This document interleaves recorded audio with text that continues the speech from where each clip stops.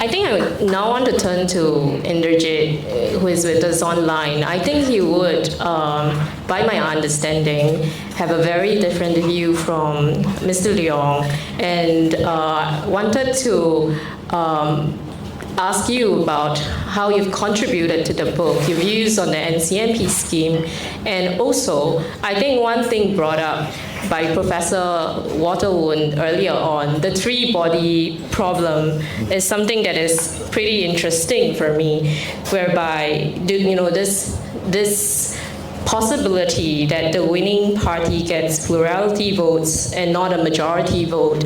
Is this something that has been, discussed, and what are your personal views on that, and what is happening in different systems around the world?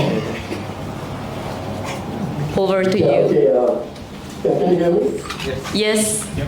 Yeah, okay.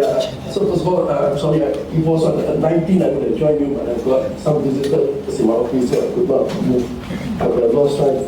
So next is that these are my personal views. I've been out from the active politics for almost 10 years now, so I don't represent the party, so whatever I say are my own views. Now, I have recorded the thing earlier, but I'll just say it down here. I think, the NCMP scheme was a very useful scheme during the days when it was very difficult for the opposition to get into parliament. And it worked very well actually for both the government ruling party and also the opposition. For the ruling party, one of the problems was, of course, that there was debate. There were MPs like me who could provide robust debate to the ministers, but we work on the same side. And so, the ministers did not get the kind of debate that you see in other parliaments. And so the NCMP scheme was introduced for the first time. Yee Jenn Jong was the first one, and I was there when it came in.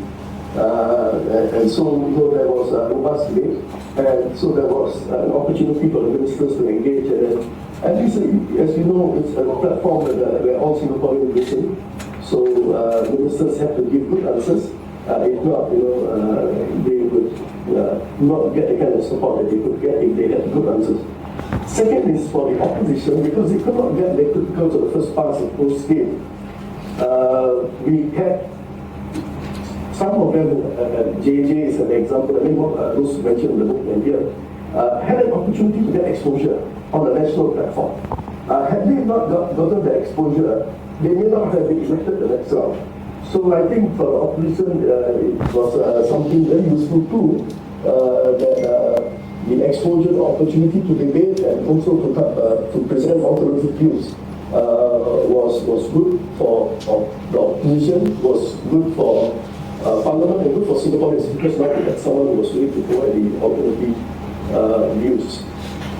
Whether we are going to face the problem of what some of the other countries are facing today, where the total vote count is a minority, but because of the system we have, you don't have enough of alternative voices getting in the parliament. I think we are suffering from that. But yes, it can happen, and every party, including the PAP, has to ensure that they bring in the right candidates, they do the right things, the right policies, so that they are going to get elected again.